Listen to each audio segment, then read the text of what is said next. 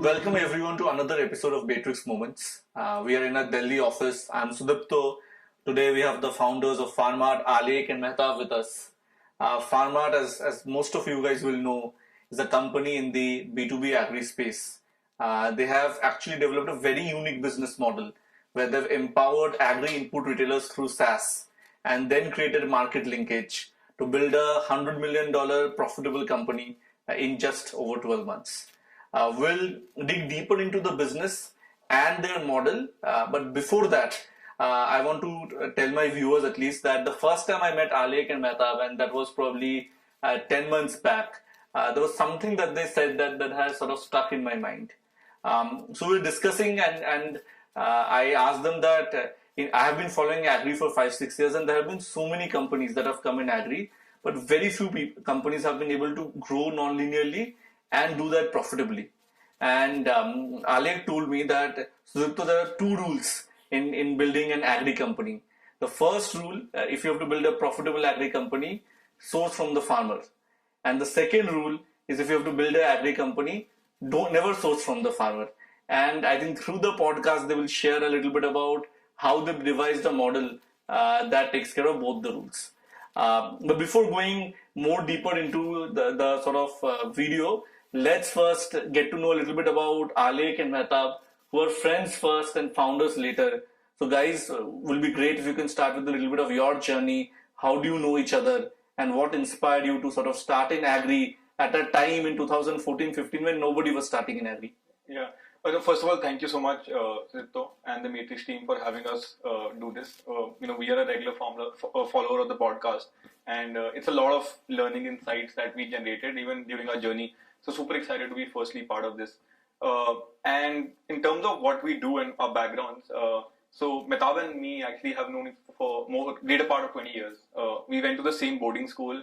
And as you know, in boarding schools, you literally become like friends and then you become brothers. So that's kind of who we are and where we come from. In terms of our backgrounds, Mehtab and me actually also went to the same city to do college, and there was a feeling right from the beginning that we wanted to do a business somewhere down the line. At that time, the ecosystem was very, very early, 2008, 9, when we were in college. But as the feeling grew and Mehtab kind of started to work in investment banking and I started to move into consulting, we kind of reconvened in Delhi and we started to live together. And I think the journey of Farmart predominantly started with this idea of doing, attacking a huge space in this country, which kind of feeds, or gives employment to about 500 million people. And the feeling was very clear in that time. There was massive rails of digitization happening in the Aadhaar space. And given that my background in payments and in consulting, I just saw that, the railroads for building a digital infrastructure was being laid out. And in terms of millions and billions of people started to get access to bank accounts and people started to transact through and get government benefits through that. And when we saw that, once the foundation is being laid, which are the sectors which are currently not very sexy and just have massive potential to build, multi-billion-dollar companies. And food and ag was kind of, the basic and the most easiest answer. Even though there were not too many companies or startups, like maybe it was the 7th or 10th company which had raised capital, angel capital at that time, we just knew that two things. One is the market is extremely large. And second is digitization at a foundation level happening. And once that happens, we knew there'll be, vertical and horizontal commerce opportunities which will start to build because of that digitization. So that was kind of the first taste of, why we wanted to be in this space. And, we just knew that there's huge potential for building massive companies. So that was mostly the initial journey of, how we thought about this space and how we saw there was a huge opportunity for something to be built here. Got it. Very interesting. So you spoke about obviously very large market about agri, which you're aware of, and you also spoke about seeing the digitization happening on the ground, right? Can you share a little bit about what kind of digitization you were actually seeing on the ground back in 2014-15 and how that influenced your choice of building a SaaS first product to solve in agri? So our journey has been, Farmart as an entity has been alive for the last 6 years. And this is the third pivot that we actually did in our entire journey. We started off with Uber for tractors, Then we went on doing agri lending to farmers through the retailers. And what we do today, the B2B model of linking farmers directly to enterprises, is the third pivot. Back in 2014, 2015, when we launched Uber for tractors, Sudipto, we kind of went to the market with a smartphone, right? While Alek is completely right that when he was working at Microsave, he did see a lot of digitization, but that digitization was kind of also fragmented in various parts of the country. And having said that, the first kickback that we got from a farmer, from a retailer, or from a driver of that tractor was that people were owning smartphones, but they were not wanting to take it to the land, to the field, in fear of ki gir jayega, toot jayega, right? So they always had a smartphone and they had a feature phone. So like that was the first learning that we had, where we had to actually adapt technology based on the resources that people generally in those villages or in those rural areas had. So imagine this way, like I won't get into detail, but think of it this way: you could actually, as a consumer and as a driver, book a ride on the tractor without owning a smartphone. Everything used to happen on IVRS. Right? So those are the kind of learnings that we had, and we kind of, I would say, adapted. We're very agile, and we took those learnings, over the last 6 years with us. Even today, when we're building tech for B2B market linkage, we rely on those kind of insights. Got it. And I think for the viewers as well, right, the grit and perseverance that you guys have shown, like as you mentioned, right, pivoting 3 times. And I know there was a time when you probably had money for only a few weeks, right, going through that grind, but being truly passionate about the problem that you wanted to solve and coming here. I think that's one of the great things about you guys. But staying a little bit on the digitization point, as you move from model 1 to 2 and then finally to this model, right? What gave you conviction? What was the insight that led you to building a SaaS product first, and that too for agri input retailers, and then build the market linkage on top? So there was actually this entire journey, right? We were married to the space.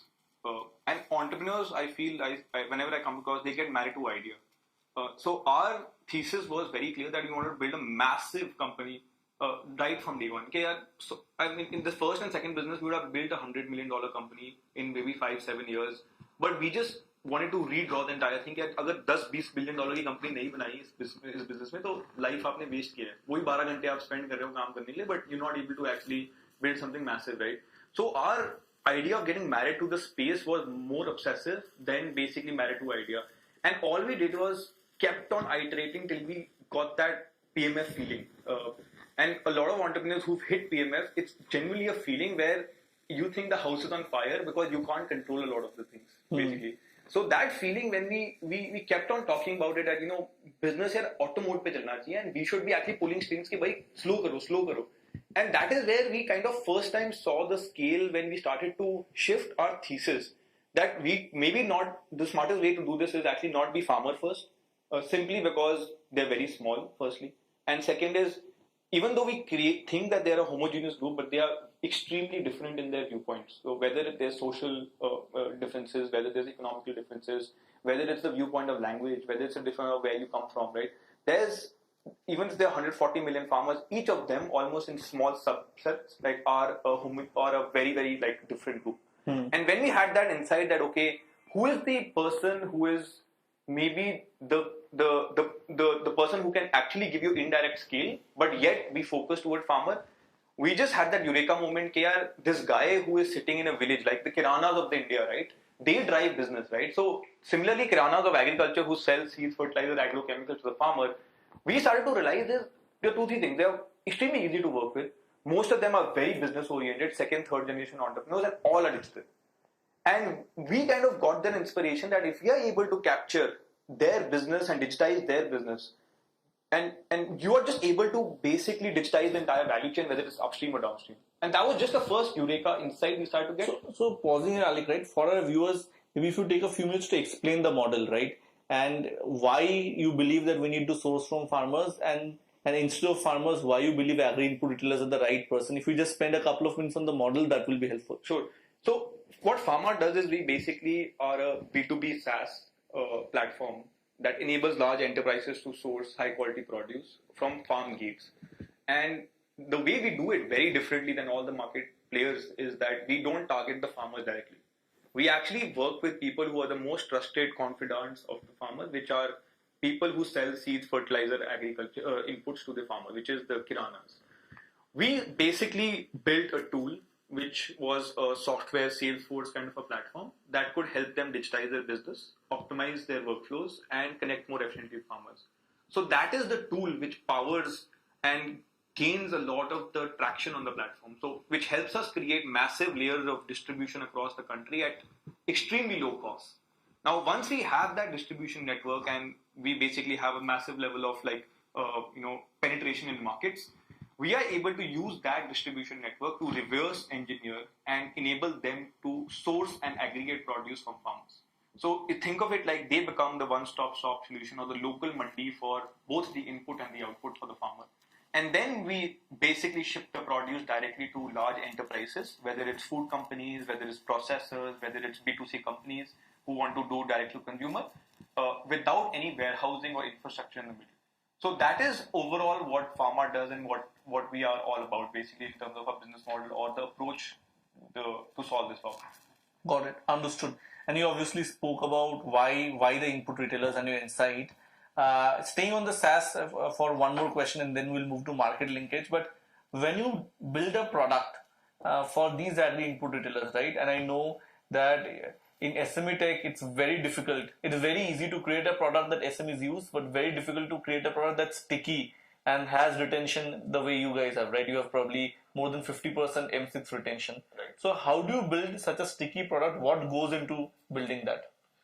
So I might sound, my answer might sound very simple, but we are actually very customer obsessed. Very, very customer obsessed. We, as founders, we go to the field. We at those times, we used to stay nights with retailer trying to understand not only his business but also his life. Right? What does he do when he gets up? What does he do during lunchtime? What is the problem in his business? So we were very focused on that retailer's life per se. And today, when anybody comes into the organization too, right, that's the first thing that we do. That you need to know the retailer, be it tech, be it HR, be it finance, be it anybody. So you need to know, you need to first understand this retailer. So what you actually get doing that is you get to understand the nuances of the retailer, of his life, of his business. I'll give you some examples here.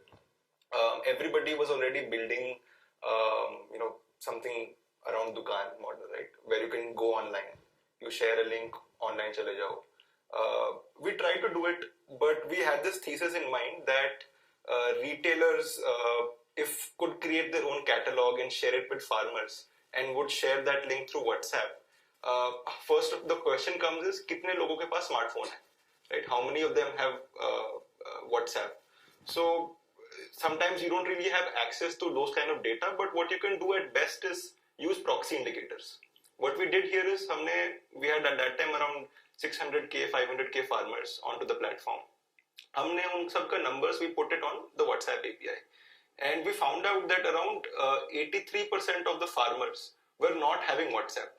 Coming to my point is that proxy indicator you can use कि उनके पास smartphone ही नहीं है, right? So therefore we never thought of building a communication channel between the retailer and the farmer on WhatsApp, or never thought of building an application for the farmer.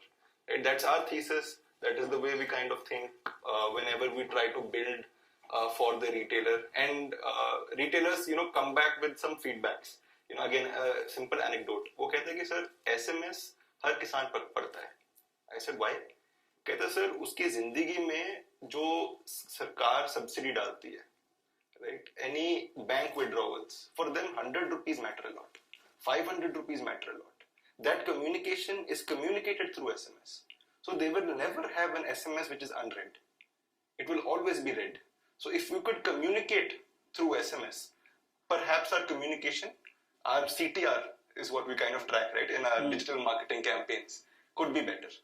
So these are some of the examples, that led us to build great features. And if you have a great feature that is required for a retailer, retention apne aap aayega. You don't really have to chase retention. It automatically comes to you. Got it. Great to sort of hear the on-ground insights, and I know, and because now I've spent time with you guys closely, that every employee that comes also has to go through this and get sort of doctrine into the Farmart philosophy. So I think till this part it's clear that you have this now really strong retailer base who uses that your product and uses that to communicate to the farmers using SMS and increase their own sales, right? Because of which you have 20,000 odd retailers, you have access to more than 1 million farmers. 30,000. Okay, 30,000. It keeps on changing week on week. So 8 million farmers hai, and through that you have access to supply of produce across different states and different categories. So you have solved for supply in a very non-linear manner. But the question still remains, who are your buyers and why do they want to buy from Farmart when agri is a sector where people have like 100 साल से 1000 साल से business चल रहा है, right? So what value add do you bring to your end customer that people want to buy from Farmart? Sure. Yeah, so it is very clear that kahat hai roti kapda makan. So the space we are in, we are the rupees of the world. And in India, it's basically B2B, which is B2B. I mean, people who are processors, people who are basically food companies who basically go into FMCG production, people who are basically also like B2C company, direct to consumer, in terms of whether it's retail or offline. All of them basically have failed to create a supply network. There is not a single company, maybe except in some categories where it's high margin, they've been able to source from the farmer. So, and the reason when we went to them and kind of asked them like, why has this failed, is simply because there is too much capex infrastructure, there's too much time investment that goes into acquiring a farmer, basically. And when we basically asked them that, we would be able to source produce across the country at very low cost directly to your warehouse or processing units, they basically care about only two things, which is quality. Are you able to give me high quality produce directly from farmers because it's more fresher? And second is, are you able to ship me larger quantities? Because at this point of time, the market is so fragmented that they have to work with 20, 30 brokers to be able to source the same shipment. What we potentially have a vision to solve for them is quality and quantity. So first mile tech-enabled QC, and also are you able to ship 5-10 times larger quantity on a month-on-month basis or a quarter-on-quarter basis, which increases their uptake and also appetite for the raw material. This is the current vision, but we see this vision evolve into a pure play traceability and a transparency model, because the world as a food unit based on what's happening with all the diseases and so on and so forth, people are very, very conscious whether in the West or India, where are they consuming their food from.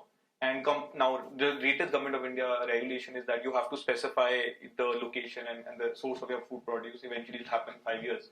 We feel we are in the strongest position because of this digitization tool and the infrastructure which we are building. And that will actually lead to, you'll be able to scan your barcode on whatever product you want, and you'll be able to know which farmer it was sourced from, which retailer kind of shipped it, what is the time in warehousing, when was this processed, and eventually when does the consumer receive it.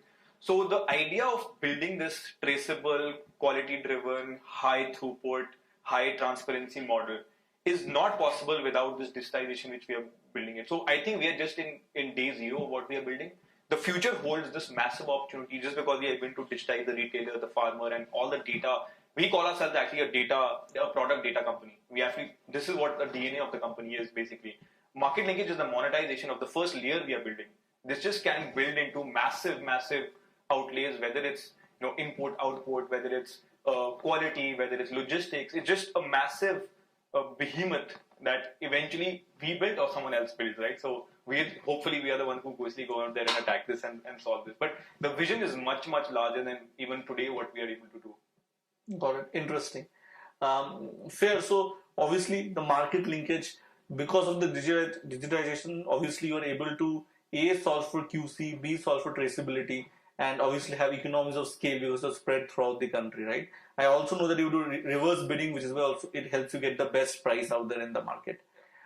So you've solved supply, you've solved demand, there's market linkage happening. But traditionally, companies in B2B agri, it's a very thin margin business. People have not been able to build profitably in the past. And You started market linkage last April. We have not yet completed 12 months and we're at a $100 million run rate. You are CM2 profitable and you have burnt less than $1.5 million to get here.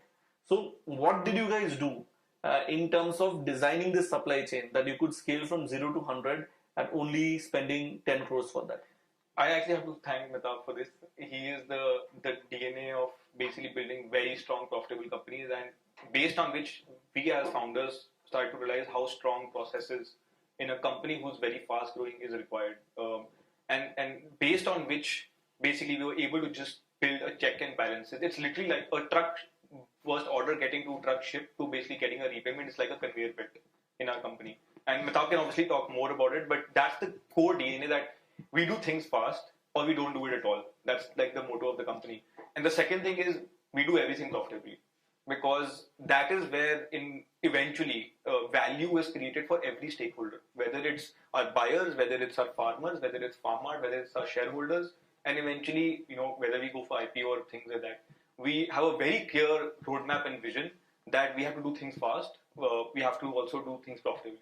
So it's more of a DNA. And once you, as founders, you have that DNA, the entire team falls in the same line. And you are able to push everyone in a similar direction of thinking. And once, from 2 people, it goes to 100 to 200 people thinking in the same direction, you are able to build massive, massively profitable companies. And there is a notion that, you are not able to, obviously build profitable companies in the agri space. The problem is no one is going to the farmer. The delta between the farmer and the mandi is 7, 10%, 15%, right? No one is able to solve for the supply chain issues. How will someone make margin in this, right? And that's where we thought, if we reverse engineer the entire process, we are able to build a very strong reverse bidding engine. The entire product is basically a conveyor belt on the operating order management system. You build the right checks and balances, everything falls in place in a very quick amount of time. And that's where tech plays the core role of everything we do at the heart of things. For example, there's a notion where if a transaction is not profitable, we without build a rule-based system, it will not take an order, basically. So that's the level of obsessiveness you have to have around profitability in a company, that today or tomorrow, of 10 years from now, you will still be who you are without sacrificing on the growth. So on that, every time I talk to you, talk about behemoth IPO and 10-20 billion, and every time I talk to Mehta, you only say risk, right? Yeah.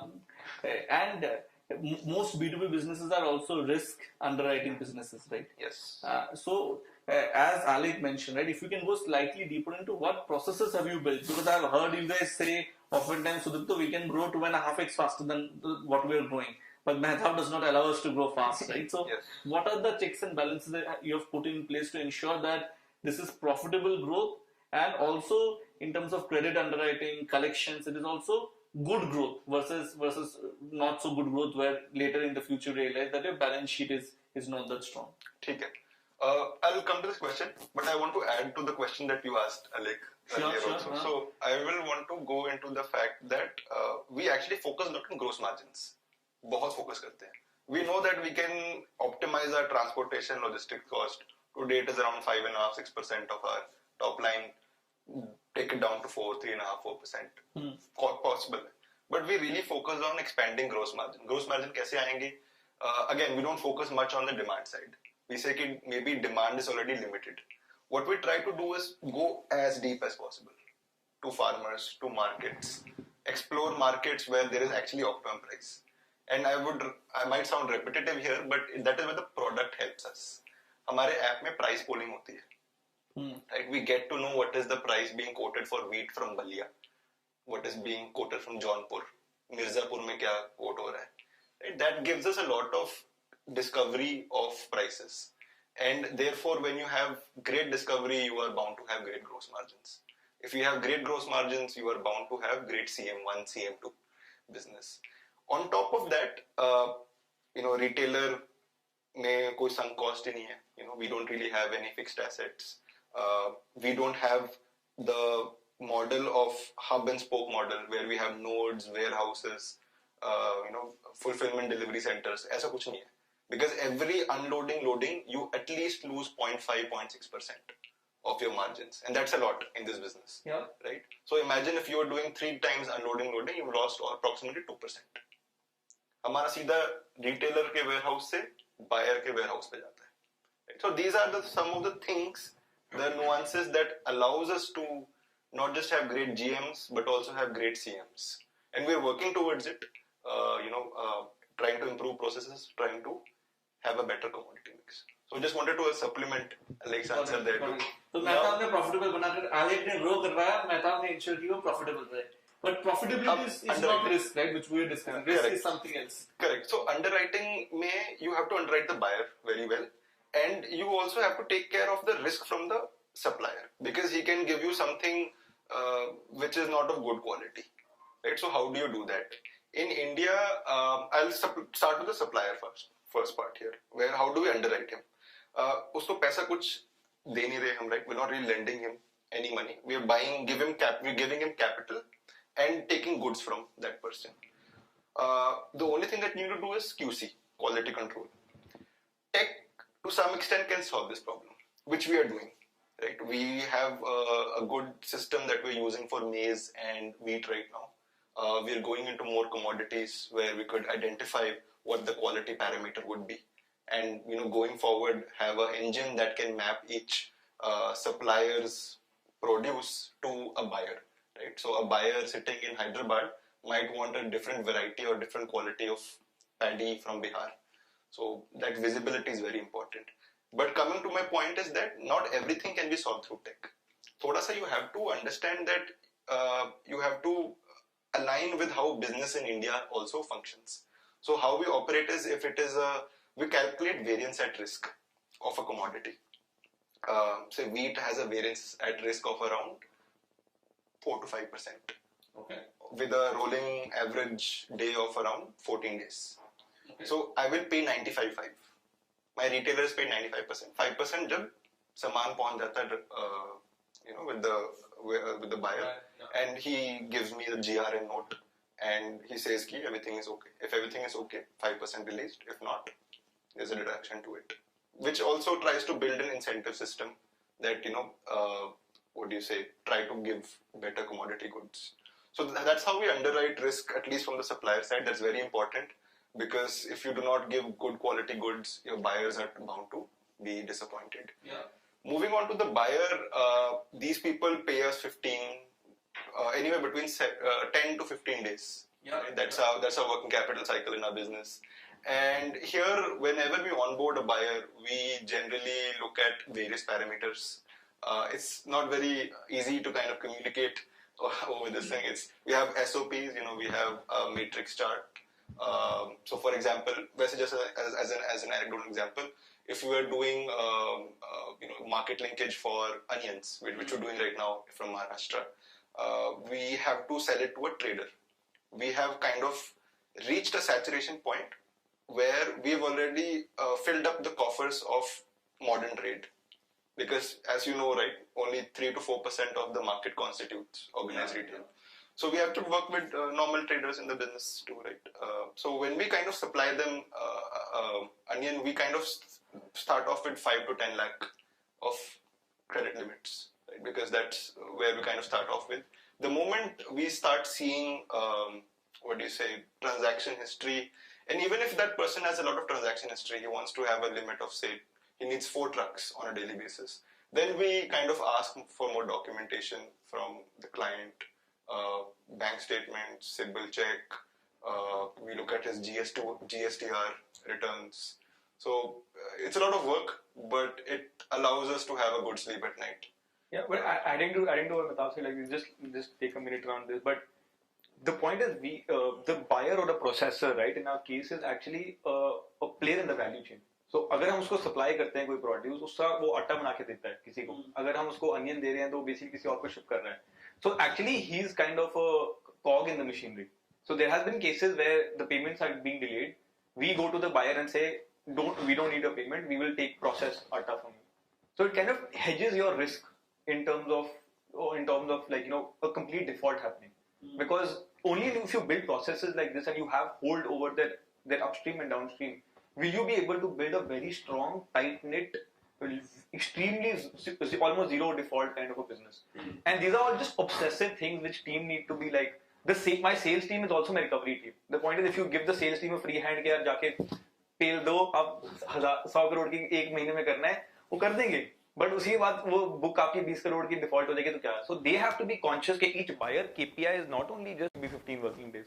They only get paid and they get incentives based on this. So it's aligning the entire company to think in a similar direction without sacrificing on growth is, I think, a key parameter.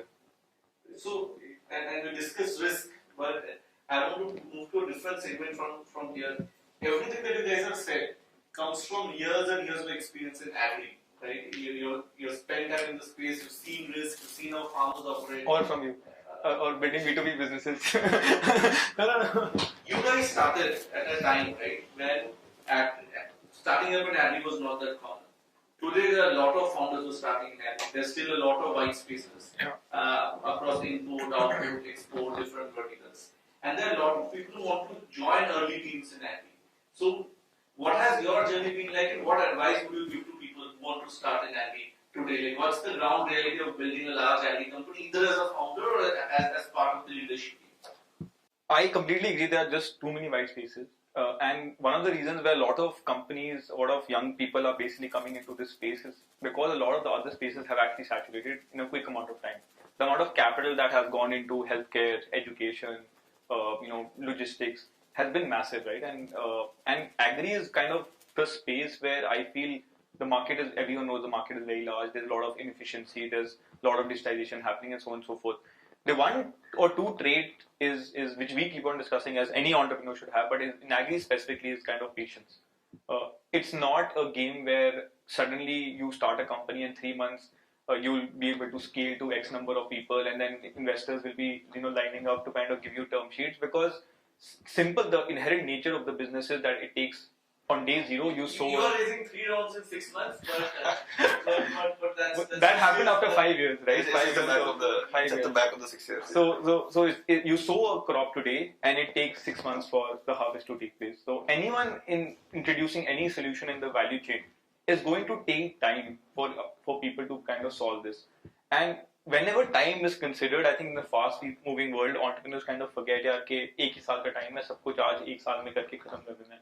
So I think patience is one thing which agri entrepreneurs or any entrepreneur should have a lot of basically understanding about. And second is just have immense amount of a group of people who support you through this journey.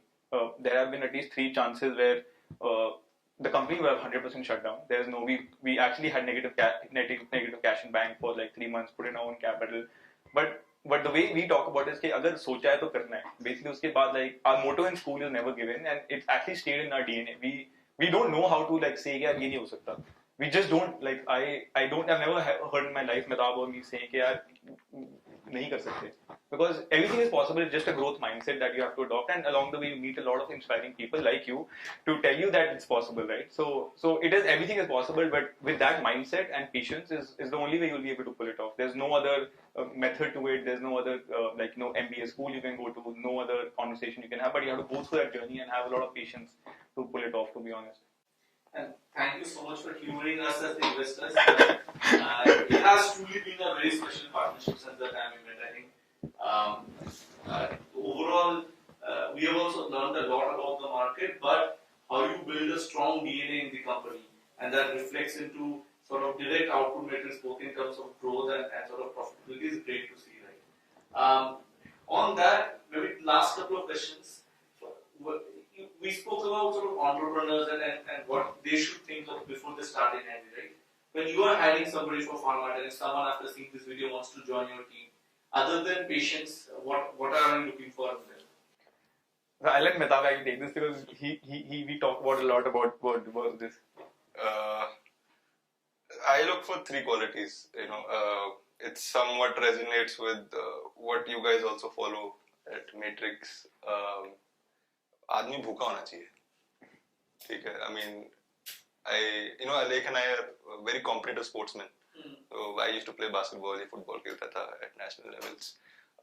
जब कोई match सुबह होता था ना, कोई भी छोटा भी, इतनी भूख होती थी जीतने की कि नींद नहीं आती थी.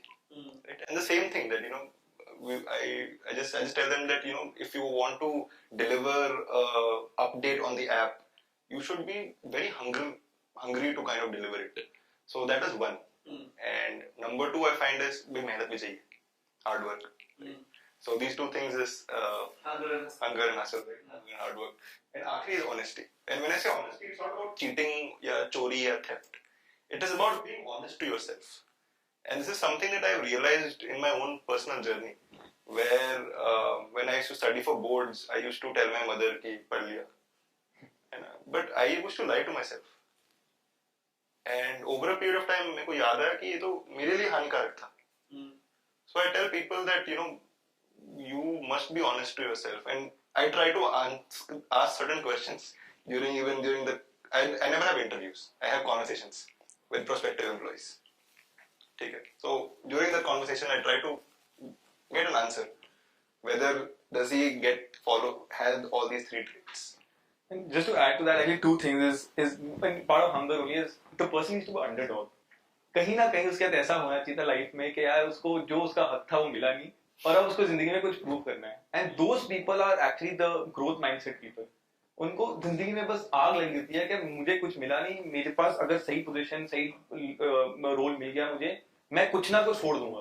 Because people who are high achievers and got everything in life, best colleges, best everything, आके बस ज्ञान मिलेंगे आपको, बोलेंगे, फीलिंग देंगे यार कि हम बहुत इंपॉर्टेंट है. But people who are hungry and people who are underdogs, उनके अंदर एक फायर होती है कि यार ये तो करना ही करना है, पर ऐसे कर सकते हैं, वैसे कर सकते हैं, पूरा जुगाड़ मेंटालिटी भी होगी और सिस्टमैटिकली भी थिंक करेंगे. So we have actually seen a lot of our team members grow phenomenally over the last 11 months, only not as, and we are super proud of it. Like today, Mehtab and me don't do day to day. If you ask us 6 months back, we were like doing every ops call, we were doing everything.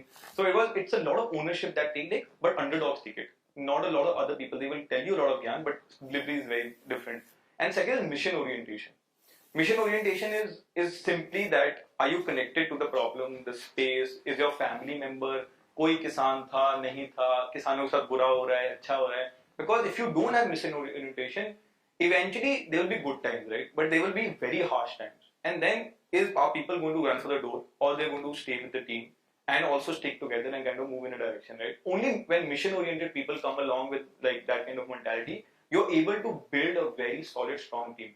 The quality of your team will determine on these three qualities which Mehtab talked about, and eventually mission orientation. Because this is a long game. हम कोई एक साल की game तो खेल नहीं रही है, 5, 10, 20 साल की शायद गेम हो सकती है. And you have to have long-term vision of be able to pull this off.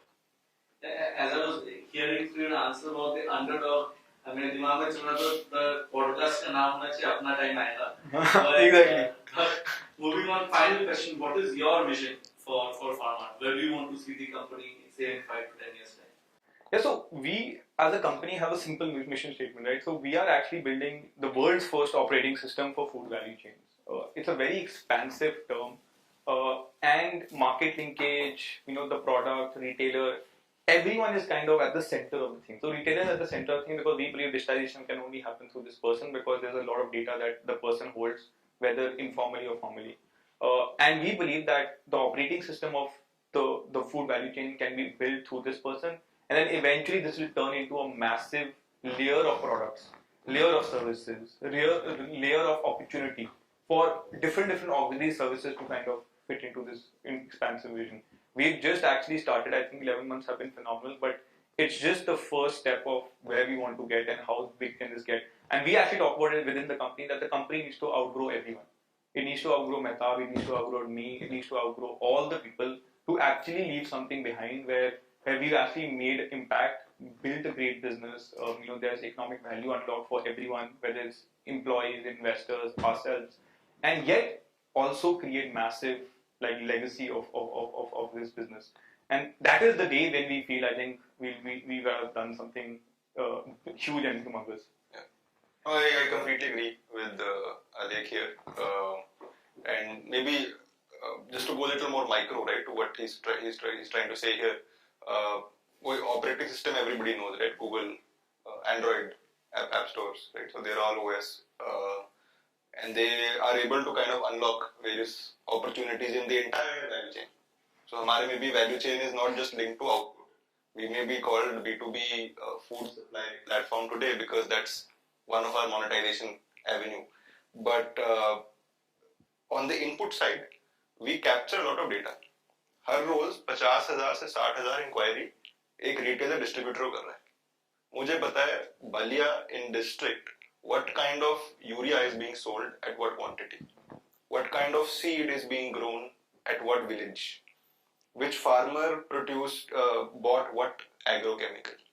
So that it's actually a powerhouse of data, and it can be utilized in various avenues in the entire business. And today you just see market linkage today. When you think of Farmart, it's like how maybe Ola, right? One of the portfolio companies. If you think of it, the key driver here is the car, right? The driver. Uske upar there's delivery, there's transportation, then there is ride sharing. And now even cars, EVs. Cars, EVs, right? So the core is this. End of the day, that's a centroid for maybe this company. Maybe I could be wrong, but that's the way I see it, and that's the way I see Farmart too. Excellent. Thank you guys so much for taking the time out. At Matrix, we're extremely privileged to be part of your journey and getting an insight into how you're building the company. And it's actually truly inspiring the mission and the dedication and the hard work that you guys have towards building it. And hopefully, as you solve this problem, it's not only value that you're creating for yourself, but you're actually creating value for so many people, so many farmers, so many agri-input retailers, so many mills, who are essentially the backbone of the country. And which is why at Matrix also we're passionate about B2B and solving problems in B2B. So great to have you guys here, and we hope this is first of many, many more Matrix moments that we share with you. Thank you everyone. Thank you. Thanks. Thanks for tuning in. For more Matrix Moments episodes, you can head to www.matrixpartners.in/matrixmoments.